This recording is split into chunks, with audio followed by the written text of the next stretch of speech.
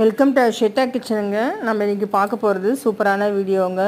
ஒரு சாம்பார் சாதத்துக்கு ரச சாதத்துக்கு ஒரு சைட் டிஷ் தாங்க. வாங்க வீடியோக்குள்ளே போகலாம்.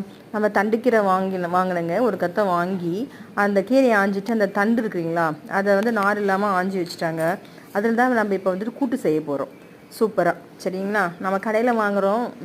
நீங்கள் கொஞ்சம் இடம் இருந்தால் கூட தண்டுக்கீரை விதை வாங்கிட்டு அப்படியே தோட்டத்தில் அப்படியே போட்டு விட்ருங்க. நல்லா அது விளைஞ்சிச்சின்னா அதை பிடிங்கி நம்ம கீரை கடைஞ்சி சாப்பிட்லாம். தண்டு கூட்டு செஞ்சு சாப்பிட்லாம். சூப்பராக இருக்குங்க. இங்கே பாருங்க, இப்போ கடலைப்பருப்பு ஊற வச்சுருந்தேன். அதில் 2 கைப்பிடி அள்ளி போட்டுட்டேன். அப்புறம் இந்த கீரை தண்டை அலசி போட்டாச்சு. அது கூட நாம் பூண்டு, வெங்காயம், தக்காளி, பச்சை மிளகா எல்லாம் ஒன்றா கொட்டிக்கலாம். ஒன்றா போட்டு சேர்த்துடலாம். சேர்த்துட்டு அதுக்கு தேவையான அளவுக்கு நம்ம மஞ்சத்தூள், தேவையான அளவுக்கு உப்பு, அவ்வளோதாங்க. போட்டு ஒரு 2 விசில் விட்டு நம்ம வேக வச்சுக்கலாம். ஓகேங்களா. தண்டுக்கீரை நம்ம எல்லா சத்தும் இருக்குங்க.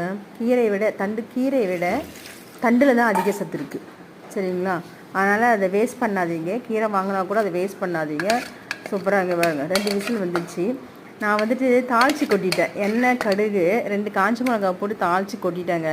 அது ஞாபகம் இல்லாமல் கொட்டிட்டேன், வீடியோ கவர் பண்ணாத பாருங்கள். அவ்வளோதான். அதுக்கப்புறம் தேங்காய் அரைச்சி போட்டோம்னா சூப்பர். தேங்காய் கூட கொஞ்சம் ஜீரகம் போட்டு அரைச்சி நம்ம அதோட கூட்டோடு நம்ம போட்டுக்கலாம். அவ்வளோதான், கூட்டு ரெடி ஆயிடுச்சு. தண்டுக்கீரை கூட்டு ரெடி ஆயிடுச்சு.